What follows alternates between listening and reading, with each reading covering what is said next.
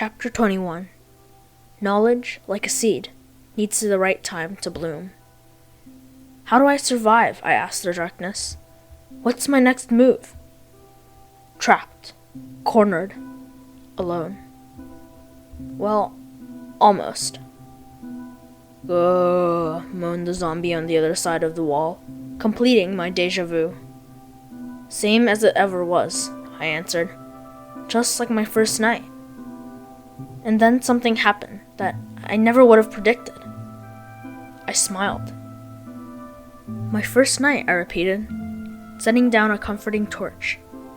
And look what I have then compared to what I have now. Gah, snarled the ghoul. Two, actually, as I could hear a second one approaching. No, not in my pack, I laughed, wishing I could point to my head. Up here! All those priceless lessons in my brain. All that hard-won experience. You can't take that away. Nobody can. This isn't the same as my first night because I'm not the same person. Grrr, growled the monsters. We'll talk later, I said, turning my back on the wall. I gotta get to work. I took a deep breath and visualized the way of the cube. Plan, prepare, prioritize, practice, patience, and perseverance. Right now, I had to prioritize my needs, and need number one was food. The spider string had ripped every last calorie out of me. My head swam, my breath stank, and those tiny, telling shivers were back. Starvation.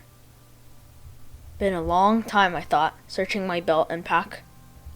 All I had was one brown mushroom, totally inedible with its red and white partner.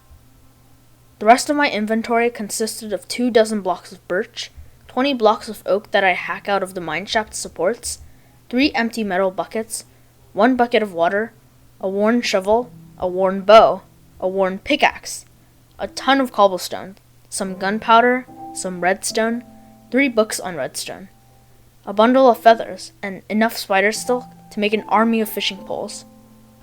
Too bad there aren't any oceans nearby, I muttered. But right on the heels of those defeatist words came an exultant. There is! Like a crack of lightning, the memory of the food book passage flashed across my mind. Any body of water, it had read. Any body! That life-saving fact then merged with my first-hand experience with irrigation. Remember way back when I bored you to death with my story of pouring water in a ditch? Remember when I said how important it would be later on? Well, later on was now. Water makes water, I called out to zombies outside. All I need now is a second cube. Oh, they responded, reminding me that there was more water, right out there with them. Of course, I'm talking about the little underground stream I'd fallen into after almost being blown up. I thought I'd seen the source, a single cube springing in the wall, just a few paces from this cave, but how to get there? I thought about the 2 end-around tunneling tactics I had tried before. Both had been risky, and neither had ended well. But now, with water so close, with great risks come great rewards, I called out to my undead jailers, and hoisted my nearly broken pickaxe. I began hammering away, estimating where the water's source was.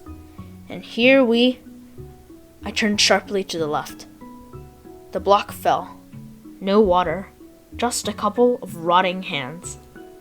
I yelped as one green fist punched me square in the honker. Thanks, I said, sealing up the hole. I don't think zombies can laugh, but those moans sure sounded cheery. Clearly they were following me on the other side of the tunnel. If I made another mistake, broke through and took more damage I couldn't heal from. Snap.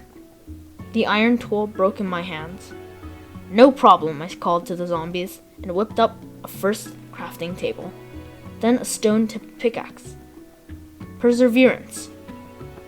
Turned out I only had 1 more block to go.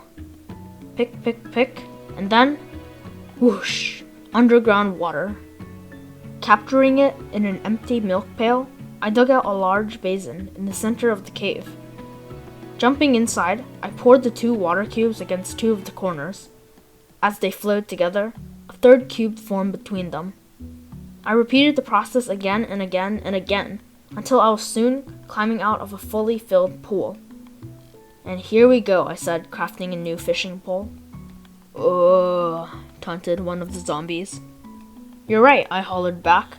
"No reason to think any body of water also means one I made." "But," I said, stepping back to cast out, "you should never assume anything." Nothing. Not even bubbles on the surface. "Patience," I warned my ghoul captors. "You'll see, I just need to be And there it was! That little, life-saving V of bubbles. "Come on," I coaxed, waiting for the V to zigzag towards my hook. My bobber sank, the pole yanked, and an impossible salmon came flying up into my belt, along with a new lesson. Knowledge, like a seed, needs the right time to bloom. As the day, or night, or whatever it was, wore on, my belt pouches overflowed with fish. My newly crafted furnace filled the cave with delicious smells, and eventually the zombies, unlike my stomach, were the only things left growling. Oh, and just in case you were wondering, yes, it did bother me having to kill to live, but if you go back a few chapters, you'll see, and I quote, if pushed to the brink of starvation with no other choices left, compromising an ideal in order to save it.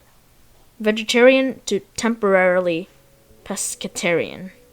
Okay? We cool? Moving on to my next priority, making a bed.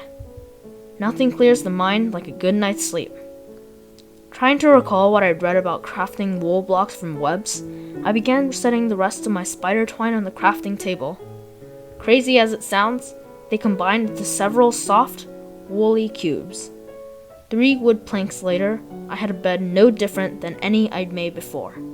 Even the blanket and pillow felt as smooth and as soft as sheep's wool. "It's going to be okay," I told myself, as the walls of my cage faded to black. "Tomorrow, I'm getting out of here." But tomorrow, as they say, was not just a day away. The next morning, I realized that trying to make a hasty run for it would probably put me in the same position that I was in now, if not worse. I was totally unarmed, with half of my body unarmored. No milk meant I'd need 10 times as much food to counter spider poison, and let's not forget, I had no idea where I was going. As badly as I wanted to escape the stuffy, cramped confines of my cave, I needed to repair, restock, and rethink my overall exit strategy. Like it or not, this underground chamber was going to be home for a while. I spent 2 full days catching a school of fish. Once that priority was checked, I turned to the next on the list, armor and weapons. Using the last of my worn shovel to dig out a dirt section of the wall, I found a cache of 3 iron cubes. Just to start, I thought optimistically, and picking them out, I broke through to another cave. "Whoa," I said, backing up quickly. No mob came through, and no sounds warned of their presence. Peeking in, all I could see were a few small red and white caps dotting the floor. Mushrooms. "Figures," I said sourly. "All that time catching fish, and I could have been collecting food right here." But then again, I reminded myself, learning to making a fishing hole anywhere means you'll never starve again. Problems force progress. Long story short, I'm not a fan of mushroom stew. Too creamy and bland. But at least I didn't have to kill to eat anymore. See? I care. And this is a big ol' and. Mushrooms grow by themselves. Just place one on the stone floor with dim light and it'll make more of itself. So they not only cleared my conscience, but they also cleared my calendar, freeing me up to go mining. And mine I did. By the 9th or 10th day, I had found enough coal and iron to forge tools, weapons, and a whole new suit of armor. It was time to get home, but how? I still didn't know where I was going, and the path I'd taken before was way too dangerous. I thought about tunneling straight, spiral staircase style. Hopefully, I break through onto my island, maybe right by the moo and the sheep. I didn't. I must have been close though, maybe at the foot of one of the slopes, because eventually I broke through to a column of sand. The beach, I thought happily, and shoveled the 10 block away, and the one that fell in after that, and the one that fell in after that, on and on and on until seawater eventually washed me right back down into my cave. Plan B, I thought, gloomily sealing up the breach. Plan B meant trying to tunnel far enough around the mob-infested passages to hopefully break through into one of my other open shafts. It didn't go exactly as planned. On the first try, I broke through into an open lava cave, its walls filled with gold and diamonds. You can't help me now, I sneered at the treasure, and tunneled in another direction. This time, I finally got what I was looking for. A silent, clear shaft with no mobs anywhere in sight. Even better, the lack of torches told me that I'd never been down this way. Home, I breathed, already tasting the sea air.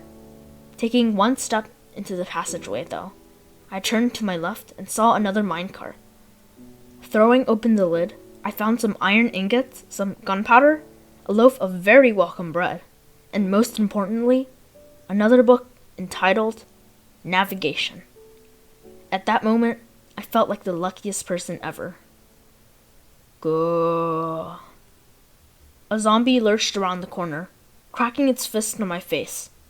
I staggered back a half step, took the second blow square in my new shield, then laid in with a series of chops from my new iron sword.